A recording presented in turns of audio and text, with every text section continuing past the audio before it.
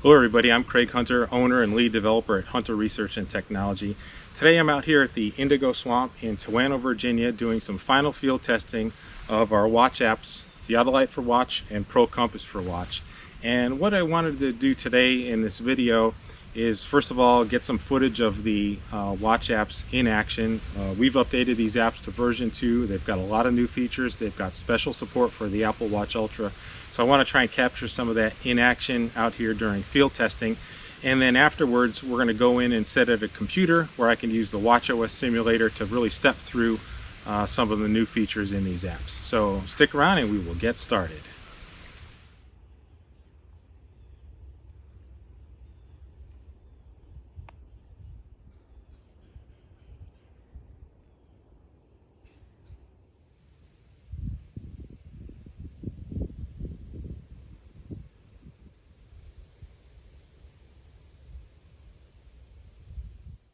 Okay, so we're at my computer, and this we're using the Developer Tools Watch Simulator. This is going to make it easier to step through some of the features and talk about the two apps rather than try and film this on my wrist the whole time. So as of version 2, both of these apps are going to have really the same feature set and the same core capabilities, and the main difference is going to be the interface style of the main screen.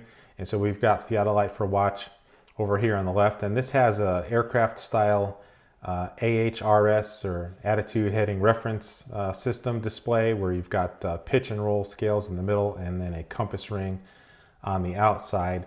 And then Pro Compass for watch is over here on the right, and this is meant to really mimic a traditional pocket transit compass where you've got a floating compass ring which will simulate a liquid suspension and as it moves around as you move your wrist around. And then we've got these 2-axis bubble levels and a bullseye level to help you indicate when the device is going to be level and flat. In a real compass, that would give you the most accurate reading of the heading. Here it also improves the reading, but it's mainly used for simulation and also to give you an idea of angles as you move the watch around. So that's going to be the main difference between the two apps, is what you see on the main compass screen. Now I want to go a little bit deeper into some of the features, and we'll start here with Theodolite for watch on the left. Over here in the upper right, we've got a button. If you tap that, it brings up the settings screen, and we've got settings to toggle the compass between a true magnetic reference. You can toggle the units between meters and feet, and that's primarily going to affect the altitude reading on the main screen. You can choose between decimal degrees or degrees, minutes, seconds for the position coordinate display. And then we've got 4 different interface styles. What we've been looking at here is a classic AHRS style with blue on the top and usually gray or brown on the bottom to indicate the horizon. You can also switch that center dial to be all blue, international orange, or gray. And we'll just switch back to see what that looks like here. And this is the new color that's made popular by the Apple Watch Ultra. But you can also choose all gray or all blue if you want. I'm kind of traditional, so I like to have the blue gray with the horizon showing, so we'll go back to that. Then the very last setting here in Theodolite for watch lets you set the level orientation to correspond to 0 pitch on the inclinometer, and that can be with the watch screen flat or with it vertical. And so we'll go back here. And now I want to talk about really the 2 big new features in version 2. I mean, really one of the underlying features for both apps is compatibility with Apple Watch Ultra. So now the compass dial will fill the screen and we can really take advantage of the larger screen. And to me, that's one of the biggest benefits of the Apple Watch Ultra. The screen is noticeably larger, much more usable, much more readable. But in terms of core features of the app, our 2 new features are the addition of a map screen accessed by this button here in the lower left, and then a Waypoint Manager accessed by this button on the lower right. So we'll start off with the map screen. And mapping is fairly limited in watchOS if you go with Apple's default maps. It's really set up for you to set up a static predefined map ahead of time and show that to the user. But we were able to modify this to make it into more of a functional map. And so you can pan the map around by touching and panning your finger. You can zoom in with a double tap, or you can use the digital crown. Let me get over here. You can use the digital crown to zoom in and out of the map. And that's probably the most accurate way to zoom in, is just to twist that crown. It's a nice feature. We've got a search feature built into this map, and this is, again, not something that's typical for maps on the watch, but I was able to pull this from the Theodolite iPhone app and get it working on the watch. The watch handles it just fine. And so you can click on that or tap on that in your wrist and bring up a search field, and you can type stuff in.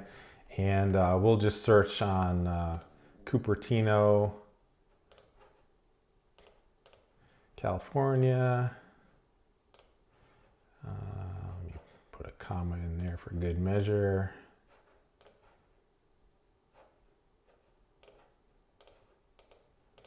And when you click on that, it's going to center the map on Cupertino. If you wanted to, you could tap this button over here to drop a map pin at that location. So we'll do that. And we've got a pin now that you can see. The other thing you can search on is latitude and longitude coordinates. And so I'll come back over here, and I'm going to search on a coordinate that'll look familiar to everybody. 37.335 minus 122.009, and that should bring us to Apple's headquarters, Apple Park, and we can drop another map pin there now.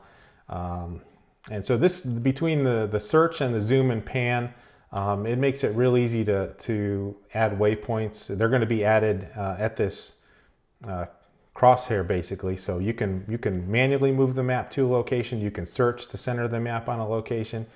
You can tap your current location button to bring you to where you are now. You could drop a pin there if you wanted to.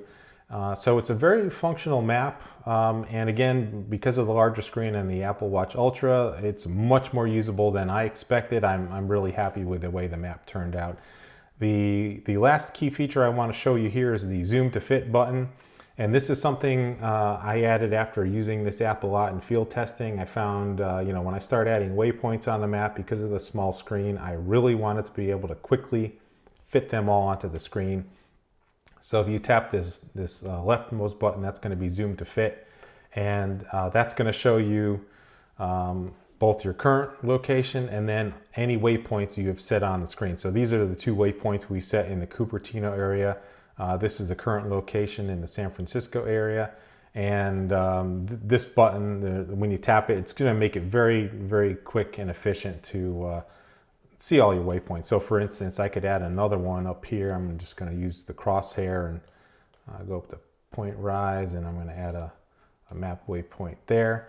If I zoom to fit now, I've got my two waypoints in Cupertino, current location up here, and this new waypoint we just added over there. So zoom to fit is really nice to have on a small map like this, so you don't have to keep scrolling around to find your waypoints. Now, one thing I want to mention here is that one of the limitations in the mapping that Apple lets the developers use in watchOS is that it can only show 5 waypoints at a time. And I really wish we could show more waypoints, but for now we're limited to 5. It turns out that's really not too bad for an app that you're meant to use on a watch and use on your wrist. Because one of the benefits of having these waypoints, and I'm going to add one more up here, I think. Actually, you know what, I'm going to add another one out at sea. We can do that. One of the benefits to having these waypoints in a compass app is that if we go back to the main screen now, we see the waypoints rendered on the compass ring. And so we know the direction of those waypoints, their bearing, basically. If we wanted to travel to those waypoints in a straight line, we would really just spin around until we lined up our pointer up here with these waypoints. And so that's one of the nice things about having waypoints. in a compass app, basically, especially in a watch app on your wrist, you get very, very quick, easy reference to the direction of your waypoints, which makes wayfinding really easy. And that's going to be true whether you're out hiking, whether you're doing surveying, whether you want to find your parked car, where you moored your boat at a marina. There's all kinds of examples where setting a waypoint and having them displayed on the compass is just really, really handy, and even more so with a compass that's operating on your wrist. And of course, these waypoints join some of the existing features we had, where it would also show the sun and the moon, and you can see the moon is shown over here. So that covers the mapping. Paired with the mapping is this Waypoint Manager, which I'm going to tap here over in the lower right. And that basically brings up the waypoints I've created already. And let me delete a couple of these to make room for some new ones. In this Waypoint Manager, you see the name of the waypoint, and then it shows basically the distance and the heading to that waypoint, as well as its position. And so if you were trying to, hike, walk, drive, whatever, towards a waypoint, as you do that, you can come into this Waypoint Manager, and it's going to show you how far away you are, and again, the bearing to that waypoint. This is just a real convenient way to do that. One other thing we can do here is if you click the title of the waypoint, you can edit it. And so I'm going to call this map. I guess I'll just call this map 123. If that was a survey pin or a specific place, you could just give it a numerical number. This one, I'm just going to come over here and call this camp. And this one we can click on, and we'll call this trailhead.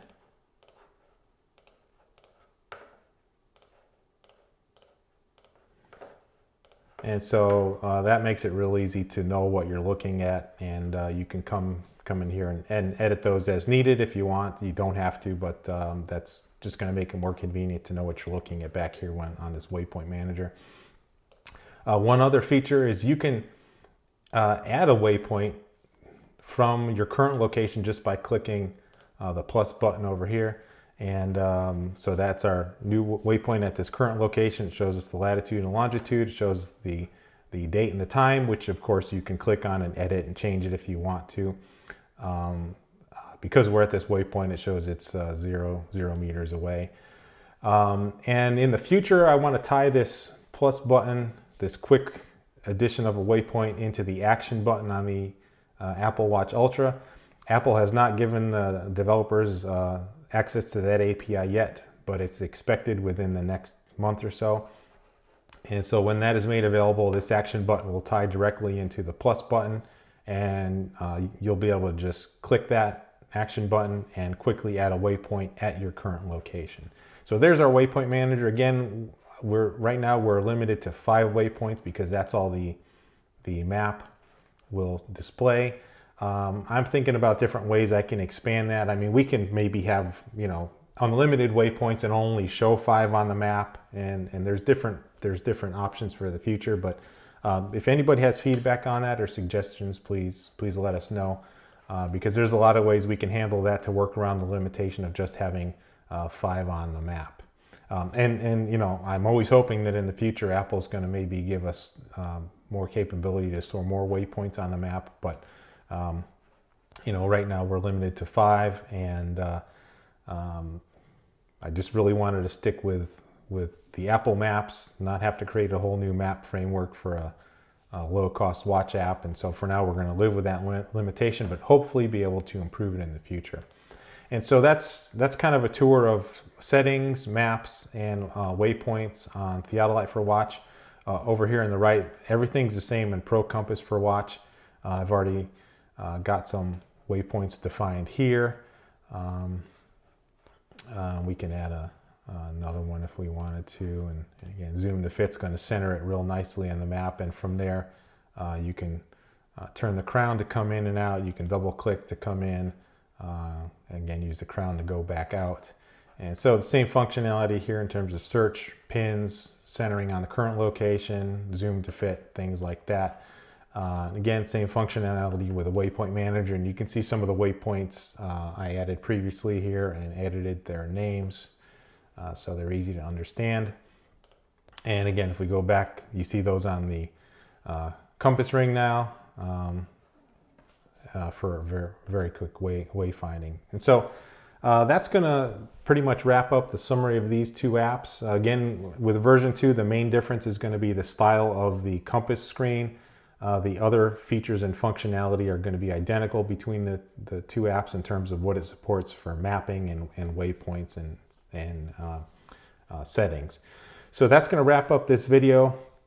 Hope people find these apps useful. Hope you enjoy using them as much as we've enjoyed developing and testing them.